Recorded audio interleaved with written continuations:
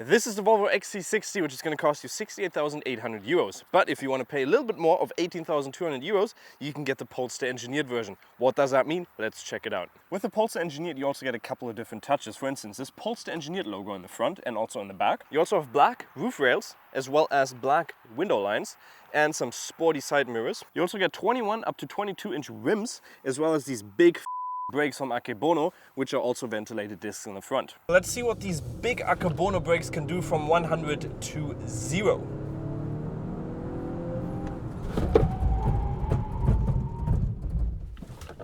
We managed to do 34 meters, which is a pretty good value. Obviously, a very good value would be around 32 meters, or 30 meters is insanely good.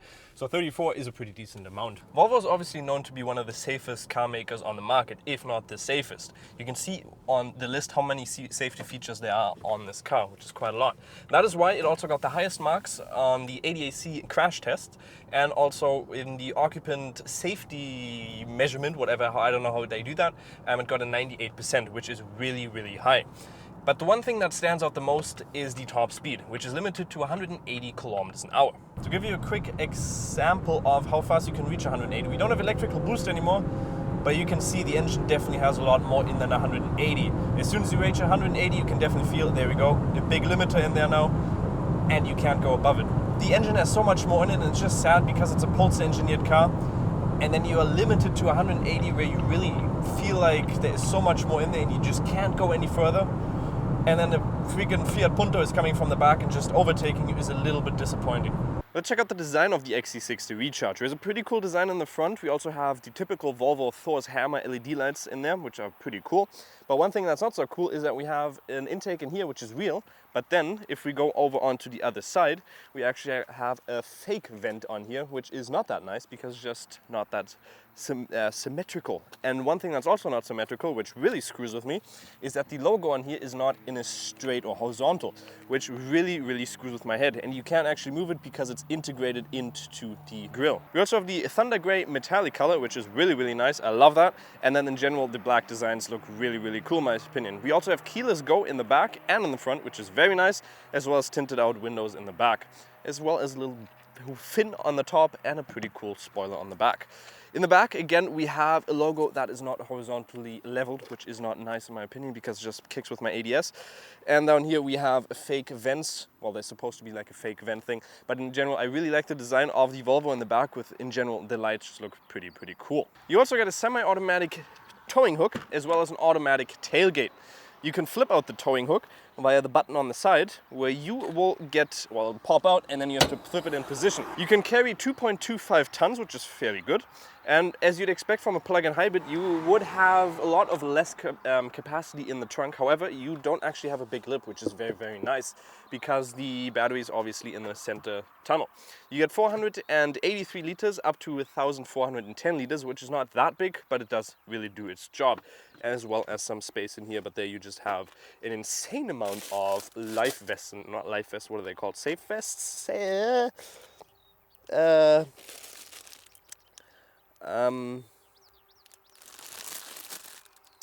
Warnwesten.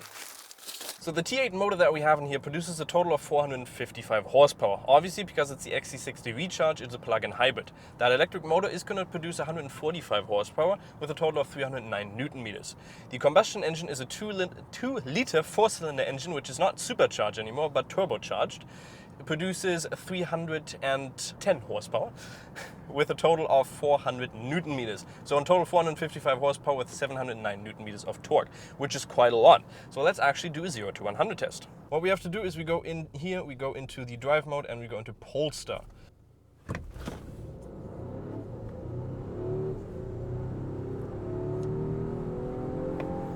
Claimed is 4.9, we bought 5.86, so a lot slower.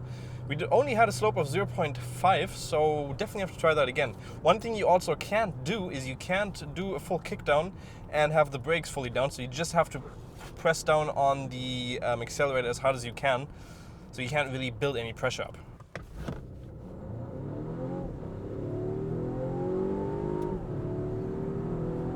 Okay, 5.58, 4.9 is claimed. Okay, okay. I'm just going to say it, we are 2 people with full equipment, but that shouldn't affect the speed that much. We'll do it one more time to see if we can get a better value out of it. If we can't, then, well, that's bad.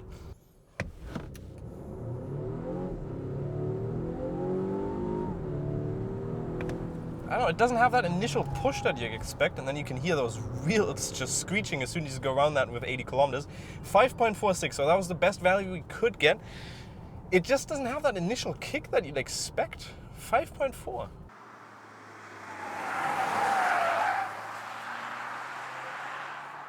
But the thing about the engine is that it's not exclusive for the Polestar Engineered edition.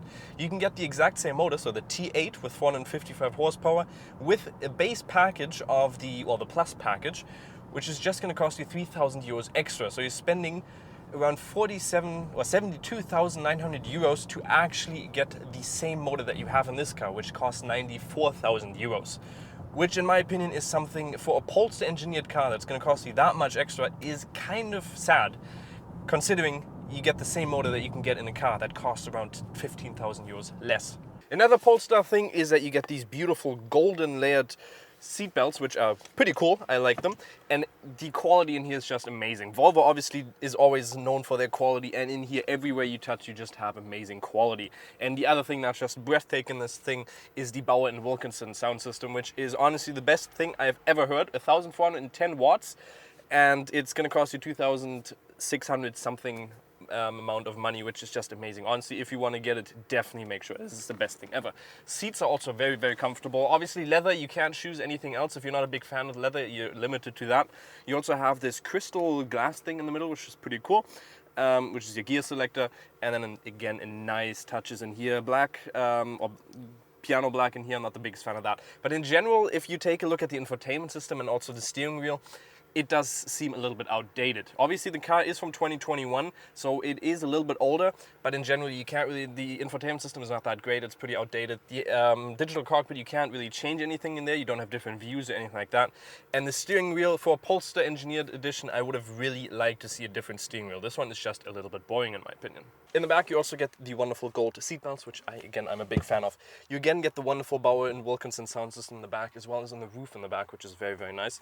You have a pretty good center console or center seat, as well as some cup holders in here, 2 of them, and you can also have a full pass-through way. I'm not going to open that right now because it's actually pretty hard to open, but you can put your skis through there so you can flip it over.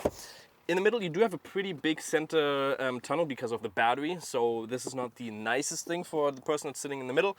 And you also only have 2 USB-Cs in the back here. You don't actually have a climate control in the middle. You have it in the side pillar, and you can't change the temperature on it your own. You also have a sunroof, which is very, very big, but it only opens in the front, which is a very nice sunroof. I actually like that. And in general, seating quality in here, you have a lot of room because it's a pretty big SUV, and also headroom is plenty because of that sunroof as well, so there's plenty of headroom in here. We also have a safety feature in the back where you can lock the rear doors. If you press on that button, you can lock it anywhere, which is another nice safety feature. This is the only way that you can actually adjust the dampers in the car. In the front, we have this beautiful bar from Öhlins, and you can adjust over 50 different levels in here. If you want to adjust it in the back, you actually have to take out the cover. Also, you have to put it on a lift. But the thing about the dampers is that you really can't tell the difference between the highest option and the lowest option. The other thing is you have to change it manually. Is that really worth it? I don't know. You also don't have the option to change it in the back. Well, if you put it on a lift and then you change it manually, you could theoretically do that, but there's nothing on the infotainment display where you can change anything. So is the extra price for that really worth it? I'm not too sure. Like I said, you can't really feel the difference between the modes. The XC60 comes with a 70-liter tank, which has a WLTP claimed range of 5,833 kilometers, which is completely nonsense. It has a fuel consumption of 1.2 liters, but in reality, we'll check that once we're driving. As the XC60 is also a recharge model, it's a plug-in hybrid, and it has an 18.8 kilowatts an hour battery, with the battery being in the center tunnel. You can recharge this at 11 kilowatts an hour, which is going to take you 5 hours to completely charge. You can also charge the battery just by using the combustion engine. So it's completely going to turn off the electrical engine and just charge it via the combustion engine. If you don't want to charge it at home, you can obviously do that, but that's going to obviously increase the fuel consumption. When we're talking about fuel consumption, it's obviously going going to vary a lot. We've been driving fairly sporty. We're averaging around 9 liters, but you can definitely get it down. While WLTP claims 1.2, you're not going to be able to get that. You're probably going to get down to around 5, 6, something like that if you really drive normally, or even 4. You could definitely get that as well.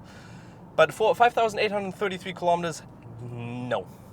No. You can obviously drive the car in full electric as well, which is the pure mode. The pure mode allows you to go full electric and has a total range of 78 kilometers if you completely charge it up. You obviously also have a couple of different modes in the car, and they obviously do the input to how much fuel consumption you use. So for instance, we have the hybrid version, which basically uses both the electric engine and also the normal combustion engine, so it just glides it through there. We also have the Polestar mode, which really adapts the driving style, the chassis. We obviously have the dual sense flow technology in here, which is from the Öhlins, which is a very interesting chassis function. So the chassis is very aggressive in here and very sporty, so the ride does feel fairly heavy or fairly sporty for an SUV, which might not be the nicest thing if you're looking for a more luxurious SUV, as this is very, very sporty, the chassis. And then you also have off-road and constant all-wheel drive. You obviously know what those are. So let's talk about a little bit of the sportiness. First of all, the seats are very, very nice. You also have a couple of different options that you can choose in here. You have memory function on the sides,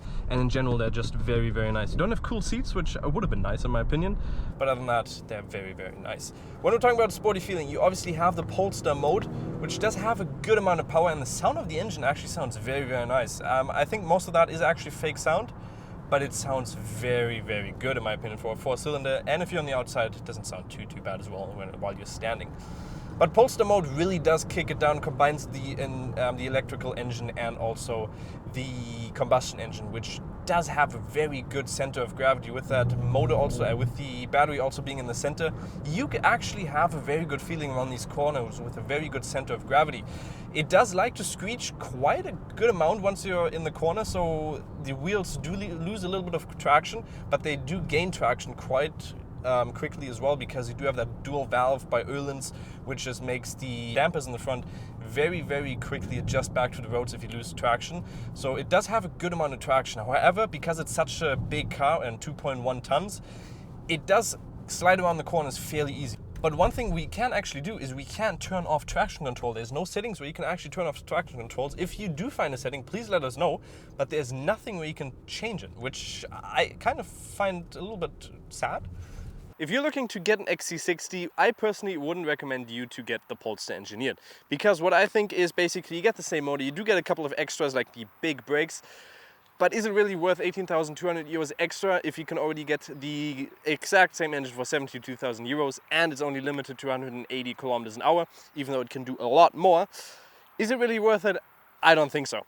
But in general, it's a very great car, very luxurious. Obviously, it's a little bit outdated, but with a newer facelift soon, it might get a lot nicer. But in the interior, it's amazing. Sound system is amazing. In general, I'm pretty happy with the car. If you enjoyed, make sure to like and subscribe. We'll see you next time. Have a good one. Bye bye.